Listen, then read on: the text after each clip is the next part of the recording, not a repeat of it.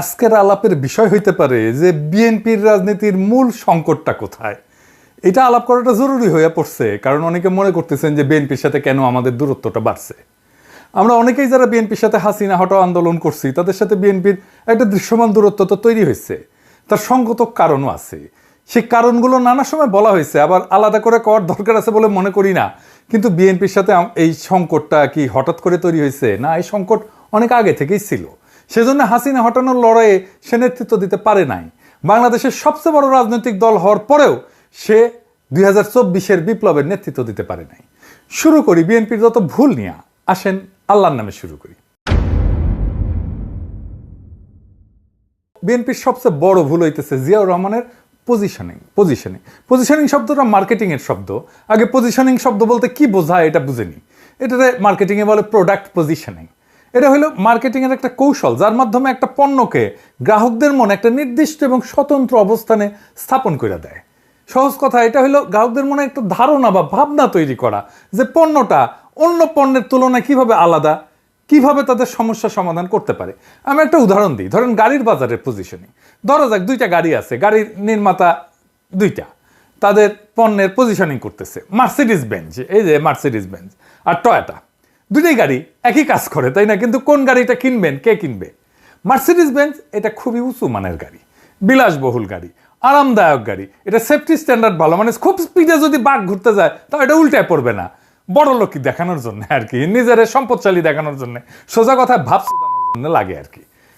Toyota এটা নির্ভরযোগ্য, দীর্ঘমেয়াদী ব্যবহারের উপযোগিতা আছে, দামে সাশ্রয়ী, এটা রিসেল ভ্যালু ভালো, পার্টস পাওয়া যায় সব জায়গায়, তাই না? দুইটা ব্র্যান্ডে গাড়ি তৈরি করে, কিন্তু তারা আলাদাভাবে নিজেদের পজিশনিং করছে যাতে ভোক্তাদের মনে আলাদা আলাদা চিত্র তৈরি হয়। এক গ্রুপ কিনবে মার্সিডিজ আর এক গ্রুপ কিনবে টয়োটা, আলাদা জায়গা সবার। বিলাসবহুল কথাটা শুধু মার্সিডিজের জন্য, টয়োটার জন্য কিন্তু না। টয়োটা যদি বলে আমি বিলাসবহুল, তাহলে কিন্তু হবে না। মার্সিডিজ যদি বলে আমার পার্টস সব জায়গায় পাওয়া যায়, তাহলে হবে না। প্রোডাক্ট পজিশনিং মানে হলো প্রতিযোগিতামূলক বাজারে পণ্যটাকে এমনভাবে উপস্থাপন করা যাতে গ্রাহকরা সহজে বুঝতে পারে যে এই পণ্যটা কেন এই পণ্যের চেয়ে আলাদা এবং কেন গুরুত্বপূর্ণ তার জন্য। রাজনৈতিক দলেরও পণ্য আছে, সেটা তারা বেচা কেনা কথাটা শুনতে খারাপ লাগলেও এভাবে বললে সুবিধা হয়। তো আওয়ামী লীগের পণ্য কি? শরফদির বডিগার্ড। তারা বলে স্বাধীনতার নেতা, 6 দফা আন্দোলনের নেতা। আমরা অপছন্দ করলেও স্বাধীনতার অবিসংবাদিত নেতা হইতেছে শরফদির বডিগার্ড, মানে শেখ মুজিব পাকিস্তান আন্দোলনও করছিল, কিন্তু এটা আওয়ামী লীগ কিন্তু বলে না। জিয়ার পজিশনিং করছে কোথায়? বিএনপি। জিয়ার পজিশনিং করছে স্বাধীনতার ঘোষক, জেড ফোর্সের নায়ক। স্বাধীনতা কি জিয়া 1 নাম্বার ক্যারেক্টার স্বাধীনতা যুদ্ধে, মুক্তিযুদ্ধে? সে কি অবিসংবাদিত নেতা? আমি যাই বলি না কেন, এই স্বাধীনতার মাঠে কখনোই জিয়া মুজিবকে ছাড়াই যেতে পারবে না, তার ইমেজকে। পাকিস্তান আন্দোলনে কি মুজিব জিন্নাকে ছাড়াই যেতে পারবে না। তাহলে জিয়াকে কোথায় পজিশন করতে হইতো? জিয়া 7ই নভেম্বরের বিপ্লবের অবিসংবাদিত নেতা। 7ই নভেম্বর তো বিপ্লব হয়েছিল, সেই বিপ্লবের বিপ্লবীরা প্রফেসর ইউনূসের মতো জিয়াকে নেতার মুকুট পরাইছিল। জিয়া নেতা হইতে চায় নাই, কিন্তু পরিস্থিতির প্রয়োজনে নেতৃত্ব গ্রহণ করছেন, ঠিক প্রফেসর ইউনূসের মতো। সক্রেটিস বলছিল সেই শাসকই শ্রেষ্ঠ শাসক যে অনিচ্ছুকভাবে শাসন ভার নেয়। বাংলাদেশের ইতিহাসে 2 জন অনিচ্ছুক শাসক পাইছি, একজন প্রফেসর ইউনূস আর একজন জিয়াউর রহমান। জিয়াকে উচিত ছিল আগস্ট বিপ্লবের নায়ক হিসেবে পজিশন করা, সেটা বিএনপি করে নাই। জিয়াকে উচিত ছিল অনিচ্ছুক শাসক হিসেবে পজিশন করা, সেটাও সে করে নাই। সে নভেম্বর বিপ্লবকে ওনই করে না, 2024-এর বিপ্লবকে বিপ্লব বলে স্বীকার করতে চায় না। বিএনপি আর তাদের বুদ্ধিজীবীরা বিপ্লব নামটা শুনলে কাপড় নষ্ট করে ফেলে, না জানি কি করতে হবে বিপ্লব কইলে। 2 নম্বর হইতেছে বিএনপির কোনো পলিটিক্যাল বয়ান নাই, মানে রাজনৈতিক বয়ান নাই। তো রাজনৈতিক বয়ান মানে কি? ধরেন আপনাকে যদি বলা হয় আপনার রাজনীতি কি, আপনার উত্তর কি হবে? খুব সহজ প্রশ্ন মনে হয়, কিন্তু গুছায় উত্তরটা দিতে গেলে দেখবেন ঠিক অতটা সহজ মনে হইতেছে না। মানে যদি চিন্তার স্বচ্ছতা থাকে, মানে চিন্তার স্বচ্ছতা মানে ধরুন অ্যারিস্টটল হয়ে যেতে হবে না। চিন্তার স্বচ্ছতা হলো আপনি যে বক্তব্য দেন, সেই বক্তব্যটা কেন দিচ্ছেন, সে বক্তব্য কই থেকে আসছে, সে সম্পর্কে একটা পরিষ্কার আইডিয়া, ধারণা থাকা। এইটারে বলে চিন্তার পদ্ধতি। তো এই চিন্তার পদ্ধতি সম্পর্কে সচেতন থাকাই হইল চিন্তার স্বচ্ছতা, চিন্তা করতে পারা। এটা মেলা কঠিন কাজ। যেটা বলছিলাম যে আপনাকে যদি জিজ্ঞেস করে যে আপনার পলিটিক্সটা মূলত কি, আপনি আসলে কি করেন, কি চান, এই সমস্ত প্রশ্নের উত্তর দিতে গেলে আপনাকে একটা গল্প বলতে হবে। এই গল্পটাই হইতেছে বয়ান। যেমন ধরেন আওয়ামী লীগ কি বলবে যে সে 1000 বছরের বাঙালি জাতীয়তাবাদের রাজনীতি করে। আপনার এই দাবির পক্ষে একটা গল্প বলতে হবে আওয়ামী লীগকে। সেই গল্পটা হইতেছে সোনার বাংলার গল্প। সে সোনার বাংলায় ফিরে যেতে চায়। সে বলবে মুক্তিযুদ্ধের কথা। সোনার বাংলায় ফেরার পথে একটা মাইলস্টোন মুক্তিযুদ্ধ। সোনার বাংলায় ফেরার পথে আরেকটা মাইলস্টোন 52 ভাষা আন্দোলন। এখন এই যে বয়ান, এই যে গল্পটা, এটা সমর্থনে যারা থাকবে তারা আওয়ামী লীগের। এমনও হতে পারে সে আওয়ামী লীগকে ভোটও দেয় না, কিন্তু মুক্তিযুদ্ধের এই গল্প, এই ন্যারেটিভ, এই বয়ান, স্বাধীনতার এই বয়ান, এটা সে বিশ্বাস করে। অর্থাৎ আওয়ামী লীগের পলিটিক্যাল ন্যারেটিভে তার কোনো আপত্তি নাই। তাহলে সে ভোট কেন দেয় না আওয়ামী লীগকে? দেয় না কারণ সে মনে করে আওয়ামী লীগ মুক্তিযুদ্ধ নিয়ে যে ন্যারেটিভ দাঁড় করেছে সেই ন্যারেটিভ অনুযায়ী সে চলতেছে না। মুক্তিযুদ্ধের ন্যারেটিভ সে পালন করে না। অর্থাৎ আওয়ামী লীগ খারাপ হয়ে গেছে। এছাড়া আওয়ামী লীগকে সমর্থন দিতে তার কোনো সমস্যা নেই। এই কারণে দেখবেন অনেকে বলে যে আমি আওয়ামী লীগের না, তবে শেখ মুজিব এবং মুক্তিযুদ্ধকে আমি অন করি। অর্থাৎ আওয়ামী লীগের বয়ানে যেই মুক্তিযুদ্ধের ইতিহাস সেটা পবিত্র হইলেও আওয়ামী লীগ আর পবিত্র থাকে নাই পরে, সেটা সে মনে করে আওয়ামী লীগ খারাপ হয়ে গেছে।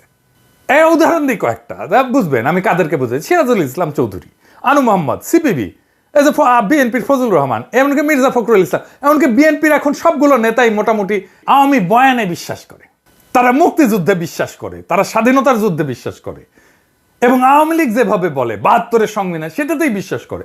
কিন্তু আওয়ামী লীগ করে না। সে বলে, সে মনে করে যে মুক্তিযুদ্ধের যে ন্যারেটিভ এইটার মধ্যে আসলে এটা আওয়ামী লীগ এটাকে নষ্ট করে ফেলছে। তো এই গ্রুপটা, এই যে চেতনা মারানিদের গ্রুপটার আর একটা ডাইমেনশন আছে যেই কারণে মুক্তিযুদ্ধকে তারা ওন করে, নিজের বলে মনে করে। সেটা কি? সেটা হইতেছে ধর্মনিরপেক্ষতা, অসাম্প্রদায়িকতা, প্রগতিশীলতা। আপনি দেখবেন বিএনপির নেতাগুলো এই কথাগুলোই বলে। এই 3টা শব্দ এটা ব্যবহার করে যে কথাটা আসলে বলতে চায় সেটা কি সেটা বলা সম্ভব না তাদের পক্ষে, সেজন্য এরকম শব্দগুলো বলে। এই শব্দগুলো হইতেছে ইসলাম বিদ্বেষ, মুসলমান বিদ্বেষ। মুক্তিযুদ্ধের যে বয়ান আমরা দেখি সেটা আসলে কাদের লেখা? কারা ঠিক করে দিছে যে মুক্তিযুদ্ধ বলতে এইটা বুঝতে হবে, এই জিনিসটা বুঝতে হবে? কে? মুক্তিযুদ্ধের ইতিহাস লিখছে ধর্মনিরপেক্ষতাবাদী প্রগতিশীলরা। তো প্রগতিশীলতা আর এই ধর্মনিরপেক্ষতার উৎস কোথায়? আমাদের দেশে। আসেন এটা একটু বুঝে দেখি। বাংলাদেশ রাষ্ট্র গঠনের 3টা পর্যায় আছে সুনির্দিষ্ট। 1 নম্বর পর্যায়, এই ভূখণ্ডে মুসলমানদের আগমনের পর থেকে ব্রিটিশদের কলোনি তৈরি হওয়া পর্যন্ত, তারপরে সেই কলোনি ভেঙে ভারত ভেঙে পাকিস্তান হওয়া পর্যন্ত, এরপরে বাংলাদেশ রাষ্ট্র সৃষ্টি হওয়া পর্যন্ত। এই ভূখণ্ডে হিন্দুদের কাছে মুসলমানদের আগমন কি, মানে ভারতবর্ষে কি মনে করে? এটা বহিঃশত্রুর আক্রমণ, তারা বাইরে থেকে আসছে। অন্য 8-10টা এই যে উপনিবেশ যারা করে, কলোনি যারা বানায়, তাদের মতো মুসলমানরাও কলোনি গাড়ছিল এই ভূখণ্ডে, যেমন ব্রিটিশরা করছে। তো এইটাই হইতেছে হিন্দুত্ববাদের গোড়ার কথা, যে মুসলমানরা বহিরাগত, বাইরে থেকে আসছে। অথচ মুসলমানরা যে ব্রিটিশ বা ইউরোপিয়ানদের মতো কলোনি করে নাই, বরং নিজেরাই ভূখণ্ডে আইসা তাদের মতো করে এই ভূখণ্ডের লোকই হয়ে গেছে। এই ভূখণ্ডকে নিজের ভূখণ্ড করে নিছে, এখানে সংসার করছে, বিয়ে শাদী করছে, এখানে মারাও গেছে, এখানে মানুষ হয়ে গেছে, সম্পদ পাচার করে নাই সে যেখান থেকে আসছে। সেইটা কিন্তু এই হিন্দুত্ববাদীদের বয়ানে পাওয়া যায়। বখতিয়ার খলজি তো আসছে আফগানিস্তান থেকে, সে কি আফগানিস্তানে নিয়ে গেছে তার সম্পদ? না। তাহলে কথা দাঁড়াইলো এই যে মোদির মতো হিন্দুত্ববাদীদের কাছে মুসলমানরা হলে এই উপমহাদেশে কলোনাইজার, কলোনি করতে আসছে। এই কলোনাইজারদের কাছ থেকে বাঁচার একমাত্র উপায় হলো হিন্দুদের রাষ্ট্র গঠন করা। এটা বঙ্কিমচন্দ্রের রচনা পড়লেই বুঝবেন, শরৎচন্দ্রের রচনা পড়লেই বুঝবেন, দেখবেন যে কেন কিভাবে হিন্দুদের রাষ্ট্র গঠন করতে হবে। এই বয়ান দাঁড় করানোর জন্যই বঙ্কিম সারা জীবন কাজ করে গেছে। তাহলে বিষয়টা দাঁড়াইলো যে ভারত বা হিন্দুত্ববাদ এমন বয়ানই দাঁড় করাবে বা এমন বয়ানকে সমর্থন করবে যেটা হিন্দুত্ববাদের স্বার্থকে মুসলমান জনগণের স্বার্থের উপরে দাঁড় করাবে। আচ্ছা, এবার আসেন দেখি, আপনি যদি আমাদের এই দিককার অর্থাৎ পূর্ববঙ্গের বা বাংলাদেশের রাজনৈতিক ইতিহাস দেখেন, এখানে মূল দ্বন্দ্বটা আসলে কিসের ছিল? এই ভূখণ্ডের জনগোষ্ঠীর লড়াইটা কি নিয়েছিল? আসেন সেটা একটু বুঝে দেখি, তাহলে আমরা বুঝতে পারবো যে আসলে আমরা কোথায় যাইতেছি এবং কোথায় থেকে কোথায় আসলাম। দ্বন্দ্বটা মূলত জমি নিয়ে। জমি নিয়ে কেন? কারণ জমি কৃষিভিত্তিক সমাজের জীবিকা। মূলত পৃথিবীর অধিকাংশ দ্বন্দ্বই তার সম্পদ নিয়ে।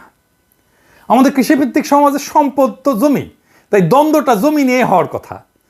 মুঘল আমল আর ব্রিটিশ আমলে যে ভূমি ব্যবস্থাপনা ছিল, এই দুইটার মধ্যে মৌলিক তফাৎ ছিল, মানে মোগল আমলের থেকে ব্রিটিশ আমলে। মোগলদের বিশেষ করে আকবরের আমলে জমির মালিকানা ছিল সম্রাটের। খাজনার বিনিময়ে কৃষক জমির সকল অধিকার ভোগ করত।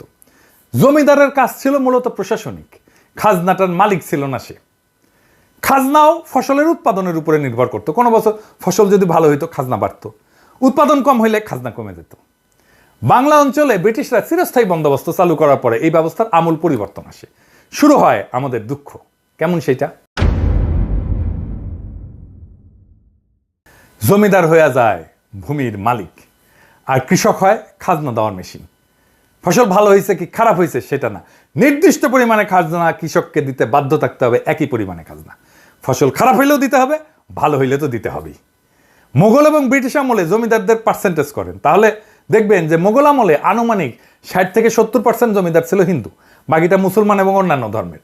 ব্রিটিশ আমলে এই সংখ্যাটা বাইরে হিন্দু জমিদারদের ক্ষেত্রে দাঁড়ায় 70 থেকে 80% হিন্দু জমিদার, মুসলমান এবং অন্যান্য ধর্মের জমিদারদের সংখ্যা দাঁড়ায় 20 থেকে 30%। অর্থাৎ মুসলমানরা মূলত বহিঃশত্রু, এই ধারণা থেকেই হিন্দু এলিটরা সবসময় ক্ষমতার কেন্দ্রে তাদের অবস্থানটা নিশ্চিত করছিল। ফলে ব্রিটিশদের আমলে আমাদের বাংলা অঞ্চলে হিন্দু জমিদারদের বর্ধিত ক্ষমতা পরিণত হয় মূলত রাজনৈতিক প্রভাব খাটায়, হিন্দু প্রভাব বজায় রাখায়। আর এই চিরস্থায়ী বন্দোবস্তের জমিদারি প্রথায় হইয়া দাঁড়ায় বাংলায় ফিরে পাওয়া সেই ক্ষমতা যা হিন্দু রাষ্ট্রে সে পাইতে চাইছিল, বা মুসলমানদের আগমনদের আগে যেই ক্ষমতাটা হিন্দুদের ছিল। মুসলমানদের আগমনের পরেই প্রথম, ব্রিটিশ আসার পরে হিন্দুরা তাদের হিন্দু রাষ্ট্র মানে মুসলমানদের হঠায় রাষ্ট্র ক্ষমতা তাদের অধীনে নেওয়ার সুযোগটা এমনভাবে পাইল যেটা মুঘলদের আমলে ছিল না। তো হিন্দু রাষ্ট্র বানানোর পথে জমিদার শ্রেণীর যে রাজনৈতিক প্রভাব, সে প্রভাবের বিরুদ্ধে বিরোধিতা করবে কারা? মুসলমানরা, কারণ তারাই প্রজা। মনে রাখবেন যে এই বিরোধিতা গরিব কৃষকদের জমির মালিকানা আদায়ের আন্দোলন।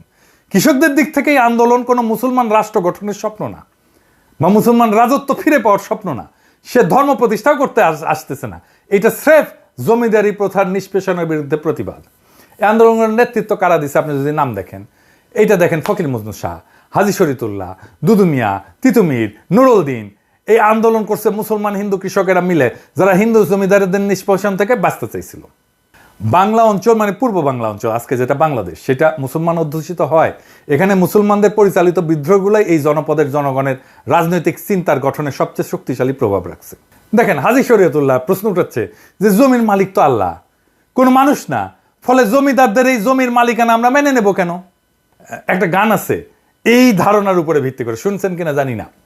এটা হইতেছে এরকম: মাঠে মাঠে সোনালি ধান, পরাণ পাগল করে, কয়দিন পরে সেই ধান যাইব জমিদারের ঘরে রে, আমার হিস্সা নাই সেই ধানে, আমি যদি আল্লাহর বান্দা, জমিন ও আল্লাহর, আদম হাওয়ার সন্তান মোরা, সমান অংশীদার রে, আমার হিস্সা যায় কোনখানে? এই যে প্রশ্নের ধরনটা ধর্মীয়, কিন্তু অর্থ কি? অর্থ হইল আমরা এই বেইনসাফি মানি না। অর্থাৎ ইসলাম হয়ে উঠতেছে অন্যায়ের বিরুদ্ধে প্রতিবাদের হাতিয়ার, প্রতিবাদের ভাষা। তো খেয়াল করেন, জমির মালিকানার প্রশ্ন পরিণত হচ্ছে একটা রাজনৈতিক প্রশ্নে। অর্থাৎ ইসলাম শুধু ধর্মেই সীমাবদ্ধ থাকতেছে না, এটা পরিণত হচ্ছে মজলুমের অধিকার আদায়ের অস্ত্রে। এই কারণেই বাংলাদেশে ইসলামকে শুধু ধর্মে রিডিউস করে নিয়ে আসাটা প্রগতিশীলদের একটা কৌশল। কারণ তাহলেই সে ধর্মকে ব্যক্তিগত বলে ড্রয়িং রুমে আলাপে বিষয় বানিয়ে ফেলতে পারবে, ড্রয়িং রুমে আটকায় ফেলতে পারবে, তার রাজনৈতিক প্রভাব থাকবে না। এর ফিরে যাই, তার মানে আমার রাজনৈতিক প্রশ্ন হচ্ছে যে আমার জমির মালিকানা যারা দেয় না তারা আমার শত্রু। রাজনৈতিক প্রতিপক্ষের জায়গা করে নিচ্ছে হিন্দু জমিদাররা। হিন্দু জমিদার মানে শুধু জমির মালিকই না, সে মূলত তার জমিদারের সকল প্রজার মালিক। জমিদারের বাড়ির সামনে দিয়ে জুতা পরে যাওয়া যায় না, হাঁটা যায় না, জমিদারের ছাওয়া মারানো যায় না, জমিদারের নাতির অন্নপ্রাশনে টাকা দিতে হয়, বেশি খাজনা দিতে হয়। আবার মুসলমান যদি মুখে দাঁড়িয়ে রাখে তাহলে খাজনা দিতে হয় এক্সট্রা, গরু কোরবানি দেওয়া যাবে না, খাজনা দিতে না পারলে পিটায় মেরে ফেলবে, জমিদার পূজা করবে, সেজন্য খাজনা দিতে হবে মুসলমানদেরকে। তখন মুসলমানরা প্রশ্ন তোলে যে আমি কেন হিন্দুর পূজায় খাজনা দিব? এই জমিদারদের নির্যাতনের ইতিহাস জানতে হবে আপনাদেরকে, কি বিভৎস নির্যাতন করত। যাই হোক, ফলে জমিদারি উচ্ছেদের যে প্রকল্প, সেটা শুধু জমির মালিকানা পাওয়ার মধ্যে সীমাবদ্ধ থাকে না, সেটা নিজের জন্য রাষ্ট্র বানানোর একটা প্রকল্পে পরিণত হইতে থাকে। এমন রাষ্ট্র যেখানে কৃষক তার জমির মালিকানা পাবে তো বটেই, সেই রাষ্ট্রে সে মানুষ হিসেবে বেঁচে থাকার অধিকার পাবে। এই প্রেক্ষাপটেই বাংলার মুসলমানরা বঙ্গভঙ্গের পক্ষে দাঁড়াইছিল, কারণ বাংলা ভাগ মানে এই বঙ্গের জমিদারি কলকাতার জমিদাররা হারাবে, তার মুক্তি ঘটবে। আর এই বঙ্গভঙ্গের বিরোধিতা করছে রবীন্দ্রনাথরা, কারণ জমিদারি গেলে বজরায় বৈশা নিশ্চিন্তে প্রেম সঙ্গীত লেখা যাবে না, জমিদারি যাওয়া মানে পেটে টান পড়া। তাই লিখতে হইল আমার সোনার বাংলা আমি তোমায় ভালোবাসি। এই সোনার বাংলা কোনটা? এইটা। কোন ভূখণ্ডকে রবীন্দ্রনাথ সোনার বাংলা বলছিলেন? এইটা। রবীন্দ্রনাথের সোনার বাংলা এইটাই। শুধু জাতীয় সঙ্গীত নিয়ে হাউকাউ না কইরা এই সোনার বাংলা আয়না থেকে বা আমার বাকশালীরা। কিন্তু পরিহাসের বিষয় হলো পূর্ব বাংলা তাকে ভালোবাসে না। কিন্তু এই জমিদারি রক্ষার গানটাই হয়ে দাঁড়ায় জমিদার বিরোধী জনগণের রাষ্ট্রের জাতীয় সঙ্গীত। কি তামাশা! এই জমিদার বিরোধী আন্দোলনে আসলে কি ঘটে? হিন্দু জমিদারদের যে অর্থনৈতিক, রাজনৈতিক আর সাংস্কৃতিক প্রভাবের কথা বলছি, সেই প্রভাবে প্রথম সংগঠিত আঘাত হয়ে নেয় এই মুসলমান কৃষকেরা। ফলে এই যে জমিদার শ্রেণীর যে আধিপত্য এবং আপামর হিন্দুদের যে আধিপত্য, তার উপরেও আঘাত পড়ে। একজন হিন্দু কৃষক এবং মুসলমান কৃষকের মধ্যে তফাৎ হইল যে ওই হিন্দু কৃষক মানসিকভাবে জমিদারদের সাথে অবস্থান করে, আর মুসলমান কৃষকটা থাকে দ্বিতীয় শ্রেণীতে। এমন তথ্য আপনি ইতিহাসেই পাবেন। জমিদার বাড়িতে দুই কৃষক গেল, একজন হিন্দু আর একজন মুসলমান। একজন বসলো পাটিতে আর একজন বসলো মাটিতে। কে মাটিতে বসলো বলে মনে করেন? মুসলমান কৃষক। দরিদ্র কৃষক হইলেও শুধুমাত্র হিন্দু হওয়ার কারণে আপনি সাংস্কৃতিকভাবে শক্তিমান হয়ে উঠবেন, নিজের শক্তি ফিল করবেন। এটা আপনি দেখতে পাবেন, এখনো দেখতে পাবেন যে আওয়ামী লীগের কাছ থেকে জীবনে একটা উপকার পায় নাই, কিন্তু বা চায় নাই। কিন্তু জুলাইয়ের গণহত্যাকে অস্বীকার করে এমন আওয়ামী সমর্থকের দিকে খেয়াল করে দেখলে বুঝবেন, এরা আওয়ামী লীগ ক্ষমতায়, এই চিন্তাটাই তাকে ক্ষমতাবান করে তোলে। সে মনে করে আমি ক্ষমতার একটা অংশ, আমার একটা আলাদা ক্ষমতা আছে। ফলে মুসলমান কৃষক যখন হিন্দু জমিদারদের বিরুদ্ধে বিদ্রোহ করে, তার মনে তখন এই ব্যবস্থা উচ্ছেদের স্বপ্ন থাকে নতুন রাষ্ট্রের। এই রাষ্ট্রের স্বপ্নই তাকে দেখাইছিল পাকিস্তান, দেখাইছিল জিন্নাহ। ফলে পূর্ববঙ্গের মুসলমান এই পাকিস্তানের পক্ষে দাঁড়ায়। পাকিস্তান রাষ্ট্রের ধারণা আসছিল মূলত গান্ধীদের হিন্দুত্ববাদী ভারত বানানোর বিরোধিতা থেকেই। মুসলমানরা এই দেশে বহিরাগত শত্রু, এই ধারণার কন্টিনিউশন, ধারাবাহিকতা হইতেছে কংগ্রেস। যা বলতেছিলাম যে এই পাকিস্তান যখন বলে যে আমরা জমিদারি প্রথা উচ্ছেদ করে দেবো, তখন পূর্ববঙ্গের মানুষ কোনো দিকে না তাকায় তাকে সমর্থন করে। কারণ এমন একটা রাষ্ট্রের স্বপ্নই তো তারা এতদিন ধরে দেখছে। পাকিস্তান সৃষ্টি করতে চাওয়া আর গরিব মুসলমান কৃষকের পাকিস্তান রাষ্ট্র বানানোর প্রশ্নের সমর্থন দেওয়া এক না, এটা একটু মনে করাই দিতে চাই। পূর্ববঙ্গের জনগণের সমর্থন নেওয়ার জন্যই মূলত এই কথার উদ্ভব হয়েছিল এবং জনগণ তাতে সায় দিছিল স্বাভাবিকভাবে। তো স্বাদের জমিদারি উচ্ছেদ হয়ে যাবে, এটা মানা স্বাভাবিকভাবে অসম্ভব হিন্দু জমিদারি এলিটদের জন্য। হিন্দুত্ববাদী রাষ্ট্র প্রকল্পের জন্য এটা সবচেয়ে বড় শত্রু। কিন্তু বাস্তবতা হইল পাকিস্তান তৈরি হয় এবং স্বাদের জমিদারি জয় বাংলা হয়ে যায়। অর্থনৈতিক প্রতিপত্তি যদি চলে যায় হিন্দু জমিদারদের, তাহলে বাকি থাকে কি? হিন্দু জমিদারদের হাতে তখন একটা মাত্র অস্ত্র থাকে, সেটা হইল সাংস্কৃতিক আধিপত্য, বয়ানের আধিপত্য। শুধুমাত্র তাহলেই পাকিস্তানকে ভাঙা যাবে। পাকিস্তান রাষ্ট্রে বহু সমস্যার কারণে পাকিস্তানকে সবচেয়ে বেশি সমর্থন করা বাঙালি মুসলমান কৃষকের স্বপ্নভঙ্গ হয় কিছুদিনের মধ্যেই। কেন হয়, কখন হয়, একটু বুঝে দেখি। প্রথম হয় ভাষা আন্দোলনে 52-তে। ভাষা আন্দোলন কিন্তু কোনো মাতৃভাষার আন্দোলন ছিল না, শুনলে খারাপ লাগবে, কিন্তু আসলে কেন ভাষা আন্দোলনটা হইল? এইটা ছিল গরিব কৃষকের ছেলের চাকরি পাওয়ার আন্দোলন। জমিদারি প্রথার শিকল থেকে রক্ত দিয়ে বেড়ে আসে কৃষক যখন শোনে রাষ্ট্রের ভাষা হবে উর্দু, অর্থাৎ সে বাংলায় কথা বলার ছেলে আর সে চাকরি পাবে না, সে বিদ্রোহ করে বসে। 52-র ভাষা আন্দোলন এই দেশের মেহনতি মানুষকে চেনার একটা বিশাল সুযোগ। পাকিস্তান আন্দোলন করে পাকিস্তান বানানো বাঙালি মাত্র 5 বছরের মাথায় রাষ্ট্রের বিরুদ্ধে বিদ্রোহ করে বসে। ফলে এদেশের জনগণ যে নিজের স্বার্থ বুঝে এবং বুঝে নিতে চায়, অন্তত তাকে বেশি দিন মুখে চুষনি দিয়ে চুপ করে রাখা যায় না, সেটা এই ঘটনায় বোঝা যায়। আমি এই জন্যই বলতাম, বারে বারে বলতাম, হাসিনার শাসন টিকবে না, কোথাও কোনো প্রতিরোধ নাই। আমি তখনও বলছি টিকবে না, আপনারা অবিশ্বাস করছেন অনেকেই, বলেন আমি বাড়ায় বাড়ায় বলি, আমি সকাল সন্ধ্যা হাসিনাকে ফেলাই দিই। এটাই আমাদের শক্তি। অনেকে আবার বলে যে আবার ফ্যাসিবাদ আসবে, আসতে পারে, টিকবে না। অনেকে বলে ভারতীয় আধিপত্যবাদ আসবে, আসতে পারে, টিকবে না। অনেকে বলে বিএনপি আওয়ামী লীগের শাসনের মতোই শাসন চালাইতে পারে, টিকবে না। বাংলাদেশের মাটিতে বাতাসে এমন কিছু একটা আছে, এটা মাথা নোয়ানোর না। এটা আমি আপনি না থাকি, বাংলাদেশ আবার জায়গা উঠবে, বাংলাদেশ আবার প্রতিরোধ করবে। যা বলছিলাম যে হিন্দু জমিদারদের শ্রেণীর যা সাংস্কৃতিক বয়ান, এই আধিপত্য তৈরি করে কে? আধিপত্যই তৈরি করে প্রগতিশীলতা, অসাম্প্রদায়িকতা এবং ধর্মনিরপেক্ষতার নামে। কারা করে? প্রথম আলো, টেলিস্টার, সিপিবি, ছায়ানট, উদিসি, এদের মাধ্যমে। যে কথাটা বলার জন্য এই তিনটে শব্দ ব্যবহার করে সেটা কি ইসলাম বিদ্বেষ, মুসলমান বিদ্বেষ। কারণ কি?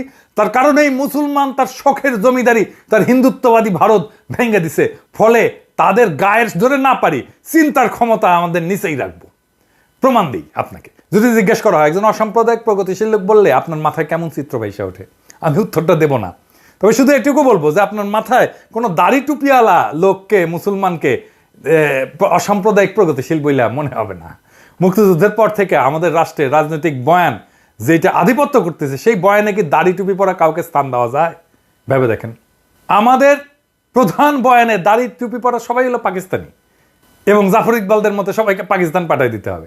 যে দাড়ি টুপি আর লুঙ্গির মুসলমানরা বাংলাদেশ রাষ্ট্র বানাইলো, তারাই এখন এই দেশের শত্রু, আর মালিক হইল কলকাতার সোনাগাছির খাটের যোদ্ধারা। এই দেশের অসাম্প্রদায়িকতা হইল পয়লা বৈশাখে রমনায় সিঁদুর ধুতি, হাতে শাখা পইরা মুসলমানদের ছেলেমেয়েদের নৃত্য করা, আর দাড়ি টুপি বোরখার আদম হইল দেশকে জঙ্গি বানাইতে চাওয়া চরমপন্থী ইসলামিস্ট। এই তো প্রগতিশীলদের বয়ানে মুক্তিযুদ্ধ, তাই না? যে গরিব মুসলমান কৃষক জমির মালিকানা আর অধিকারের রাষ্ট্র বানাইতে বহু সংগ্রামের শেষে এই বাংলাদেশ বানাইলো, সেই বাংলাদেশে তারা হয়ে গেল দেশ বিরোধী। খুব মজার ব্যাপার না? আর এই বয়ানের কারিগর কারা? এই বয়ানের কারিগর হইতেছে সেই প্রগতিশীল সাম্প্রদায়িক ধর্মনিরপেক্ষ ভাইয়েরা আর বোনেরা। এই বয়ানই তো হিন্দু জমিদারদের কালচারাল ন্যারেটিভের আধিপত্যের বয়ান, যে বয়ান এসে থিতু হয়েছে আওয়ামী লীগের হাতে। ফলে আওয়ামী লীগ হয়ে উঠছে ভারতের একমাত্র বর্ষার স্থল। বিএনপির রাজনৈতিক দেউলিয়াত্বের কথা উঠতে যে এত বড় ইতিহাস আনতে হইল, ক্ষমা করবেন, এবার বিএনপির আলাপে ঢুকবো। জেনারেল জিয়া হইলেন এই দেশের ইতিহাসের দ্বিতীয় প্রধান রাজনৈতিক ব্যক্তি, যিনি ভারতের সৃষ্ট বাংলাদেশে অনুষ্ঠিত এই বয়ানের বিরুদ্ধে দাঁড়ায় পড়ছিলেন দ্বিতীয় ব্যক্তি হিসেবে। প্রথম ব্যক্তি কে ছিলেন? মৌলানা ভাসানী। অর্থাৎ মুক্তিযুদ্ধ তথা বাংলাদেশের পলিটিক্যাল ডমিনেন্ট বয়ানকে ভেঙে নতুন বয়ান দাঁড় করেছিলেন জিয়াউর রহমান। তিনি যে খুব শক্ত বয়ান দাঁড় করাতে পারছিলেন তা না, তবে আওয়ামী বয়ানের বাইরে তিনি আসতে পারছিলেন। ফলে ভারতের হেজিমনির বাইরেও যে এদেশে পলিটিক্স করা যায় সেটার পথ তিনি দেখাইছেন। এমনকি মৌলানা ভাসানী ক্ষমতায় আসতে পারেননি, জিয়াউর রহমান ক্ষমতায় চলে আসছিলেন। সো মৌলানা ভাসানীর চেয়ে এক ধাপ আগায় জিয়াউর রহমান ইন্ডিয়ার কালচারাল ডমিনেন্স পলিটিক্যাল বয়ানের বাইরে নতুন একটা রাজনৈতিক চিন্তা দেখাইছেন এবং সেই চিন্তাকে ক্ষমতাশালী করে তুলছেন। আজকের বিএনপির অবস্থা কি? আজকের বিএনপি মুক্তিযুদ্ধের কথা বলে, ৭২-এর সংবিধানের কথা বলে রাজনীতি করতে চাইতেছে। প্রথম আলো ডেইলি স্টারের সামনে জিয়াফত দিলে বিএনপির পুচ্ছে আগুন জ্বলে যায়, আর মির্জা ফখরুল মিছা কথা বলে বক্তৃতায় দেয় যে পত্রিকা অফিসে আগুন দেওয়া হয়েছে। এমন বাংলাদেশকে আমরা চেয়েছিলাম। বাংলাদেশ রাষ্ট্রের সাথে সবচেয়ে বড় গাদ্দারি এখন বিএনপি শুরু করছে। বিএনপি যদি মুক্তিযুদ্ধের আওয়ামী বয়ানি ফেরি করে, তাহলে আলাদা করে পার্টি করার প্রয়োজনীয়তা কিসের? আওয়ামী লীগ করলেই তো পারে। তো মুক্তিযুদ্ধের বয়ান দিয়ে যে ফ্যাসিজম আওয়ামী লীগ চালু করছিল, সে একই কাজ তো বিএনপিও চালু করলো। তাহলে বিএনপির নিজের রাজনীতি কোনটা? উত্তর হইল যে বিএনপির কোনো রাজনীতি নাই। আওয়ামী লীগ তার বয়ান দিয়ে ফ্যাসিজম করছিল, কারণ সেটা করার জন্য যে জিনিসগুলো দরকার, যে ন্যারেটিভ দরকার, সেটা তার ছিল। বিএনপির ফ্যাসিজম করতে পারবে না, কারণ ফ্যাসিস্ট হওয়ার জন্য যে ন্যারেটিভ দরকার সেটা তার নাই। বড় জোর চাঁদাবাজ হইতে পারবে, টেন্ডারবাজি করতে পারবে, ঘুষ খাইতে পারবে, টেম্পু স্ট্যান্ড দখল করতে পারবে, আওয়ামী লীগের চাইতে কুৎসিত ভাবে গালি দিতে পারবে, কিন্তু রাজনীতি করতে পারবে না। ফলাফল হয়েছে যে বিএনপি রাষ্ট্র ক্ষমতায় যাওয়ার সবচেয়ে বড় স্টেক হোল্ডার যে দল, সেটা অলরেডি সবার কাছে একটা তামাশায় পরিণত হয়েছে। তাদেরকে এখন টেম্পু স্ট্যান্ডের চাঁদাবাজ বলা হয়। দেখেন, তারা দ্রুত নির্বাচন চায়, আগাম নির্বাচন চায়, সেটাও তামাশার বিষয় হয়ে গেছে। সে আগাম নির্বাচনের পক্ষে সে একটা ভালো ন্যারেটিভও দাঁড় করাইতে পারেনি। আল বদর থেকে বানানো আল বটর গালিটাই বিএনপির রাজনৈতিক দেউলিয়াত্বের সবচেয়ে বড় প্রমাণ। ভাষা ধার করতে হয় আওয়ামী লীগের কাছ থেকে। আওয়ামী লীগের বানানো মুক্তিযুদ্ধের বয়ানের বাইরে কোনো পলিটিক্যাল বয়ান বানানোর বুড়ো বিএনপির নাই। জিয়াকেও এই মুক্তিযুদ্ধের বাইরে কল্পনা করতে পারে না। আওয়ামী লীগের শত্রু বানানো দেখে আওয়ামী লীগের শত্রু জামাতকেই তার শত্রু বানাইতে হয়। আওয়ামী লীগ যেহেতু বানাইছে, তাকেও বানাইতে হবে। সেজন্য সে আসলে দেখেন, সে আওয়ামী লীগ বয়ানের ভিতরেই আছে, আওয়ামী লীগের ন্যারেটিভের ভিতরেই আছে। আওয়ামী লীগেররা যে গালিটা দিত, বিএনপি একই গালি দিচ্ছে রাজাকার বইলা। যারা আওয়ামী লীগের শত্রু ছিল, তারা এখন বিএনপি শত্রু হয়ে গেছে। সিপি গ্যাংয়ের মতো তারা ঝাঁপায় পড়তেছে আমাদের ফেসবুক পোস্টে। আওয়ামী লীগ আমারে বলতো আমি তারেক রহমানের টাকা খাই, বিএনপি এখন বলে আমি জামাতের টাকা খাই। চিন্তায় এতটাই গর্দভ, সেই আওয়ামী লীগের বয়ান, আওয়ামী লীগের ভাষা, আওয়ামী লীগের ন্যারেটিভ দাঁড় কইরা সে আমাদেরকে ফাইট করতে হয়। এদের সৃষ্টিশীলতার অভাব থাকার কারণে সে গালি এখন শুধু জামাতের মধ্যে সীমাবদ্ধ থাকতেছে না। এখন যারাই বিএনপির নির্বুদ্ধিতা নিয়ে কথা বলে, সবাইকে আলবটর বলে। আমাকে বলে আলবটর কমান্ডার বলে, আমি নাকি আলবটরের কমান্ডার। বিএনপির হয়ে কোনো শিক্ষিত লোক কথা বলে এমন দেখছেন কাউকে? ওই এক ছাড়া, ফাহাম ছাড়া, আর বিরানির দোকান থেকে চান্দা তোলা লোক, সে হচ্ছে বিএনপির অনলাইন সিপাশাল। তাহলে বিএনপির পক্ষ নিয়ে একটা কথা বলার লোক থাকলেও কেউ না। বিএনপির পক্ষ নিয়ে আসলে কথা বলতে গেলে আপনি আসলে বলবেনটা কি, আপনার বক্তব্যটা কি? বিএনপির রাজনীতি কেন করবেন? কেন আপনার পক্ষে আমার যাইতে হবে? কোনো উত্তর আছে? কোনো উত্তর নাই। এই কারণে দেখবেন আমাকে বিএনপির টপ লিডাররা গালি দেয়, কোনোদিন আওয়ামী লীগের টপ লিডাররা গালি দেয় নাই। কারণ তাদের আমার কথার জবাব দেওয়ার মতো মাল ম্যাটেরিয়াল তাদের মাথায় নাই। হার্দিক মজুমদার যে বয়ান তৈরিতে যে পারঙ্গম, সেটাও তারা পারে না। কেন আওয়ামী লীগের রাজনীতি করবেন এটা বলতে বললে হার্দিক মজুমদার যেভাবেই হোক, চেষ্টা করে হোক, সত্য মিথ্যা মিলায় 1 ঘন্টার একটা বক্তৃতা দিয়ে দিতে পারবে। কিন্তু এই বিএনপি সকল মাথায় হ্যাক করলেও বাজারি কথাবার্তার বাইরে 2 মিনিটও কথা বলতে পারবে না তারা। চ্যালেঞ্জ দিলাম, পারলে কইরেন। পারলে তো হাসিনার বিরুদ্ধে বয়ান আপনারাই তৈরি করতেন, আপনারা তো করতে পারেন নাই। বিএনপি জনগণের উপরেও ভরসা পায় না, তাই ওয়াকারের কোলে গিয়া ওঠে, ইন্ডিয়ার সাথে নেগোশিয়েট করে। যেই বাংলাদেশ তাদের নেতা হিসেবে বরণ করে নিতে তৈরি ছিল, সেই জনতা মুখ ফেরায় নিচ্ছে তাদের থেকে। বিএনপির এই রাজনীতি আত্মঘাতী। বিএনপিতে যদি র্যাডিক্যাল পরিবর্তন না আসে চিন্তা এবং চর্চায়, তাহলে বিএনপির কোনো ভবিষ্যৎ নাই। কথাটা বিএনপি আলাদের ভালো লাগবে না, কিন্তু এটাই বাস্তব।